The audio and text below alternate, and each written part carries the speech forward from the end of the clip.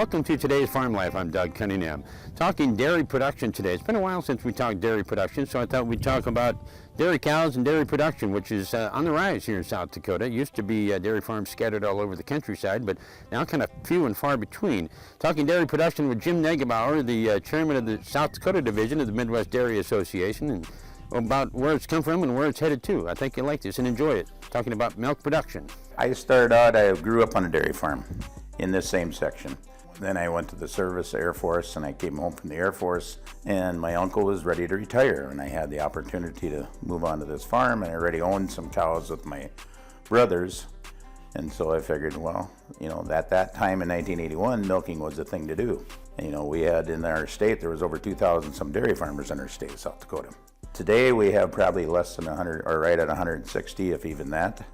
I don't know the exact cow numbers back when we had the 2,000 dairy farmers, but I know back then your average number of cows per herd was maybe between that 50 to 100 cow range, where now today we're probably, I'll bet 750 to 800 cows per herd, and I'm holding down the average, here on me. But I mean, it's 7 days a week, and most of the time I do have a neighbor that I can hire to come help, and my son is here, and he does the calf feeding. And short of me taking off time to go serve on the Midwest Dairy Board, we have gone various places for national milk meetings and stuff like that. But I mean, other than that, pretty much stay here at home.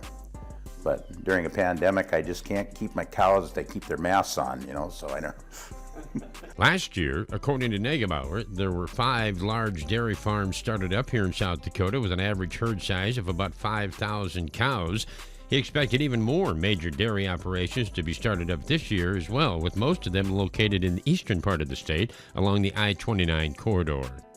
Well, I mean, where the dairies have came in now is along that I-29 corridor, mainly because we have plants that are along that corridor. But I foresee that in the future we're going to have another milk processing plant probably built here in some way, shape, or form, because we're going to have a lot of milk here, and South Dakota may be becoming an exporter of milk if we don't. When they first built the Lake Norden first expanded their very first plant, they were actually importing milk from Idaho, hauling it in a condensed form in order to fill the plant. Now we're filling the plant. I know that South Dakota is going to be a cow dairy state here, with a lot of cows, because we have the plants. We have the Lake Norden plant that went from 3 million pounds to 9 million pounds. Valley Queen expanded an extra 1 million pounds. All the other plants have renovated and changed up cheese vats and done renovations to increase the amount of their capacity. And so I know we're a growing state, and because we have the open area and the land and the water and feed. A few of these dairies that moved in, it came from California because they were either the housing was moving around them, or they're restricted there for water and feed too. Neugebauer said, just like the beef and pork industry, there's a lot of dairy promotion dollars that are spent every year, not only nationally, but here on the local level as well. Yeah, the dairy checkoff for every 100 weight of milk that's sold, the 15 cents gets deducted. 5% or 5 cents of that goes nationally to do the national programs. The other 10 cents stays in our state and local area to do promotion, which our state has joined together with 9 other states of Midwest Dairy.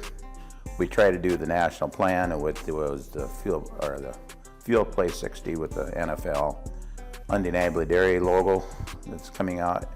In the past we had the Got Milk, which now is starting to come back again. Neugebauer said Dakota Fest is a major financial boost for local dairy promotions. We've done the Dakota Fest for how many years, had milkshakes there. And part of what I've done with the profits from the Dakota Fest was we purchased signs for grocery stores that says, "Don't forget the milk," which a little boy drinking out of a gallon jug. Prior to that, my nephew's daughter had her picture in there with a cheese cutter. Said, "Don't forget the cheese." The store had that, at County Fair had that in their store, and she was 4 years old when we first did that, and now she's graduated in college. So it was time to replace these signs. So we've done many things with the profits that we made from the Dakota Fest, and we had at Brookings, at SDSU, they have Dairy Fest every year, and we help promote that.